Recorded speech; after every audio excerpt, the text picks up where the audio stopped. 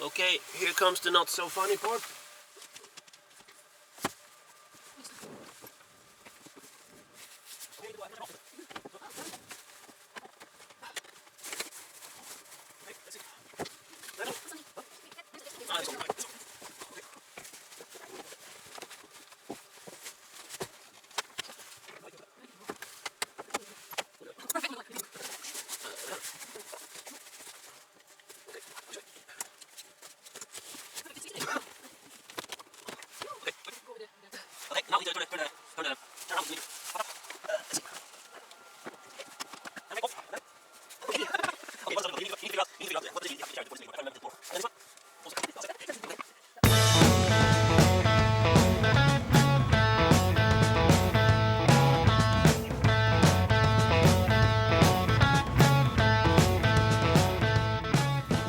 In the Volkswagen California, it's beach, it's not the ocean, so it's a little bit less equipped. We rented it at KEFLAVIK airport, and now this is our start of the third day. We've had 2 overnights with this one, just on the way from a pretty nice camping, which I don't remember the name of. The car, it's 4-wheel drive diesel engine. By the feel of it, it's got around 150 horsepower. It's got the DSG gearbox, which I know has gotten some bad reviews. I don't know, particularly for this car. It is a bit slow. If I'm not mistaken, it's like a normal gearbox, but the changing of gears is done by the car itself. It's got a pretty nice coasting function, so if you let go of the gas downhill, it will just coast instead of engine brake. Of course, if you go to manual mode, if you change to manual shifting, then it will automatically go out of leave the coasting mode. It's very nice with the 4-wheel drive. I think on these kinds of roads you're not even allowed to drive if you don't have the 4-wheel drive here in Iceland, so happy we took that. We are 3 persons traveling. It's a little bit cramped. It's okay, it can be up to 4 persons. With all the luggage and stuff, it's a little bit of a mess when you set up the camp for overnight. So now I'm going down to manual mode, and I'm shifting down to 2nd gear, so we don't have to brake all the way down. It's quite spectacular landscapes here. With the first 2 days, we had really sunny weather, but now it's not really sunny anymore, as you can see.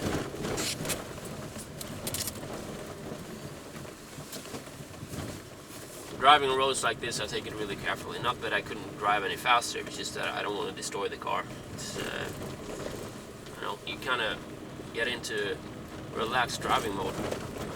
You don't have when you have a manual gearbox. Problem with the hills right now, when you go up pretty steep hills, like you wanna go faster initially, to gain some momentum, but the problem is all of a sudden there's some really bad parts of the road, so you have to brake, so there's no really point in speeding up. You just take it easy all the way around. Anything else with the car? Well, it's got plenty of storage spaces. We have cup holder here, cup holder in the other end. We have cup holders in the back. We have a lot of 12-volt outlets. There's no 230 volt in this car, unfortunately. So it's a little bit, some of the gadgets that we are bringing, they don't have they are being charged in 230, so I guess we have to just find somewhere. This one doesn't have, this is the California Beach. If you have the California Ocean, there is also like a stove that is actually like a gas stove that is actually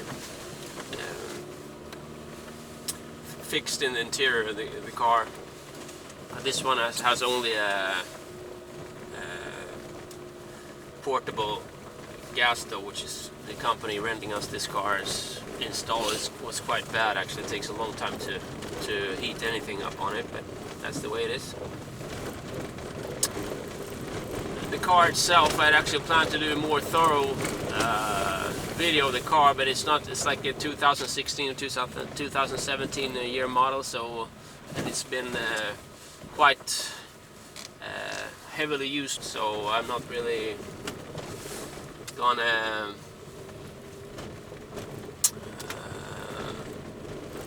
make any like detailed new car review of it, because it's not new. I think there's probably another model after this that has already been released on the market.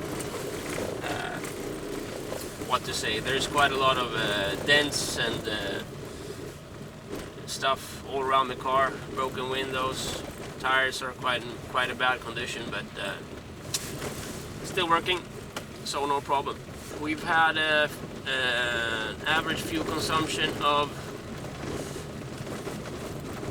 7.1 liters per 100 kilometers, which I would say is fairly reasonable. Well, I was trying to get this girl laid. She looked pretty fine to me, but all I got was a hole in my wallet. Drug dealers at my yard.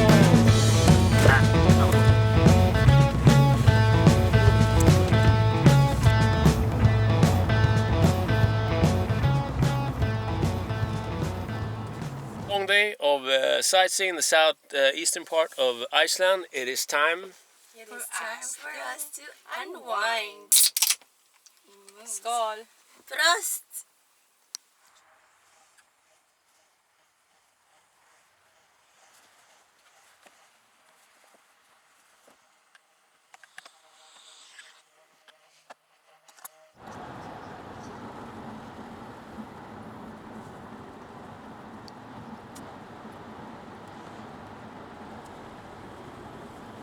So, from a driver's perspective or driving perspective, this is the best part of the ring road so far. At least this is the eastern part, east part of the ring road, and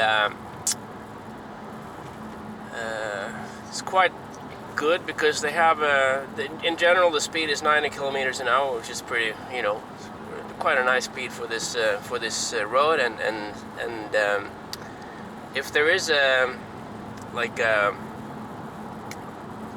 low speed corner or something, there's usually warning before, or actually like an advice telling you, okay, the next turn is a 60 kilometer an hour turn, and then you just get the speed down to that part, and the speeds are quite realistic and well adapted to normal driving conditions, so it's really nice.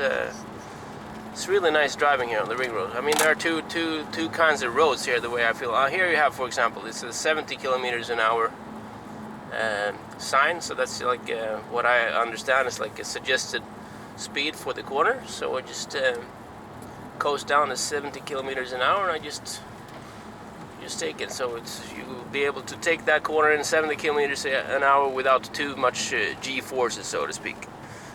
So we have the ring road, and then all the other roads are gravel roads, more or less, in quite bad condition. But the ring road is really nice. This is you could have a sports car, you know, driving around here. It would be quite fun actually, but not if you're gonna go up to the highlands. It's gonna be a disaster with any other car than a four-wheel drive high car riding high. Okay, let me take you on a quick overview how we went around Iceland counterclockwise. Now, anyway, this is Iceland. This is the North Atlantic. So we zoom in. We flew from Stockholm to KEFLAVIK Airport. KEFLAVIK Airport is here. We arrived in the evening at around 5 o'clock. So we had the car. By the time we had the car and it was about 7:30, and then. So just going quickly, went through Reykjavik without stopping. Then we took road 36. Continue here. We came to this place called Thingvellir or something like that. Very nice place. We just stopped for an hour or two to take a walk. It's around here, and then we continued road 36, then to road 365, road 37, and then we stopped at Strókur. I'm not gonna go through all the details, but this is where the geyser is. So it was so cold, I was freezing to death. It was still, it was still bright. Maybe this was around 10 or 10:30 in the evening. This is the geyser, okay. And then we went on. We used road 35.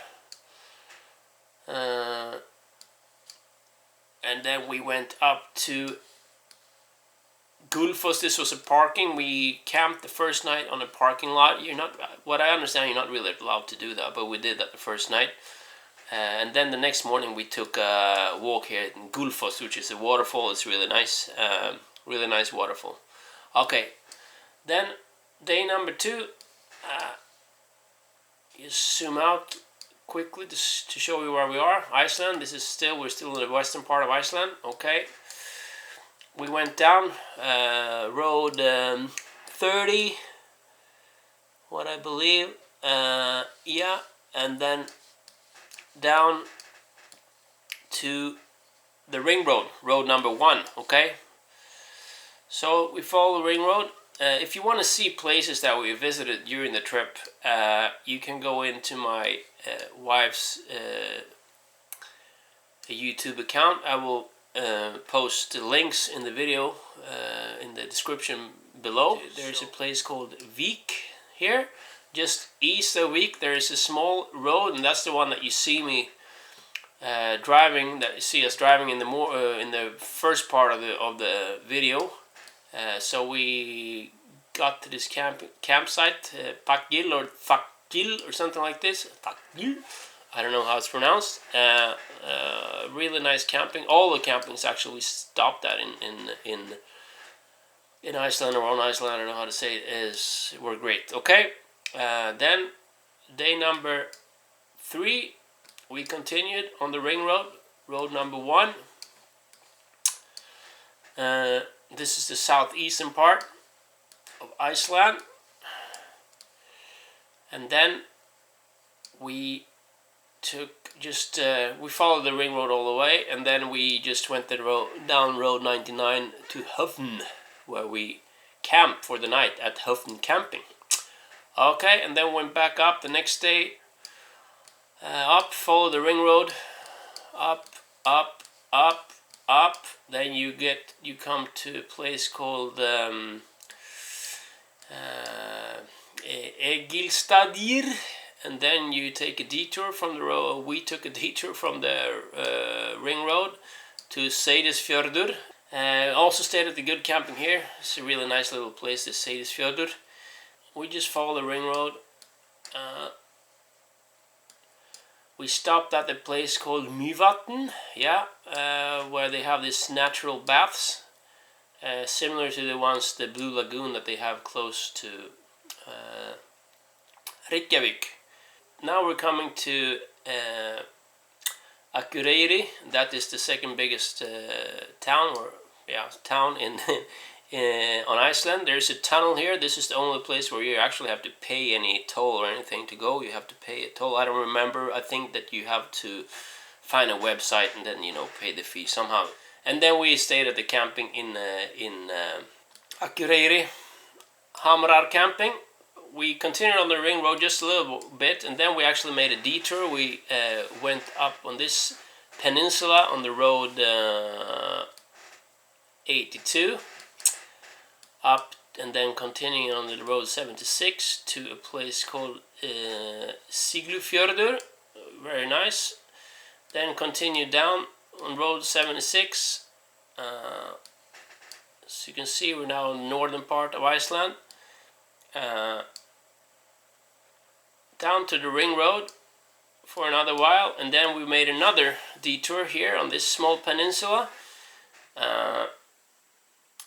This particular road is like a gravel road with quite sometimes quite a lot of you know, washboard surface, so well, it's nothing I recommend to go here on this road 711 if you have a sport car or something like that. It's not good.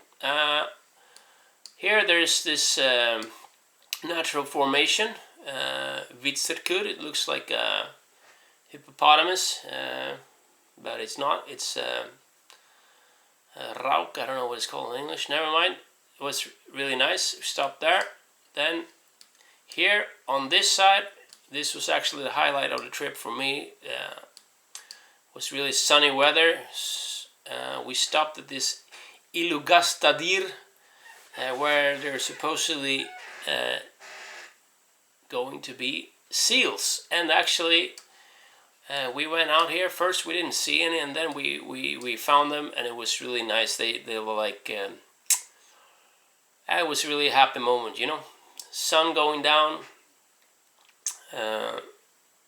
seals jumping up and down in the water, looking at you. Well, it was really nice. Never mind. We are joining the road number 1, the ring road again. Now, this part of Iceland that you can see here in the northwest, we did not have time for on this 8-day road trip, so maybe some other time. Continuing on the ring road all the way down to Reykjavik. There was some kind of tunnel here, if I'm not mistaken, but you didn't have to pay for it. And then last night, this must have been day 7 then. Oh fuck, I'm completely lost. Okay, we went down to camping here in Grindavik. Very nice camping down there here also, which basically is aimed at those who are leaving or just arriving with the plane, I guess. So it's not far from KEFLAVIK airport. It's like 25 minutes drive to the KEFLAVIK airport, and then we return the car. Well, that's it.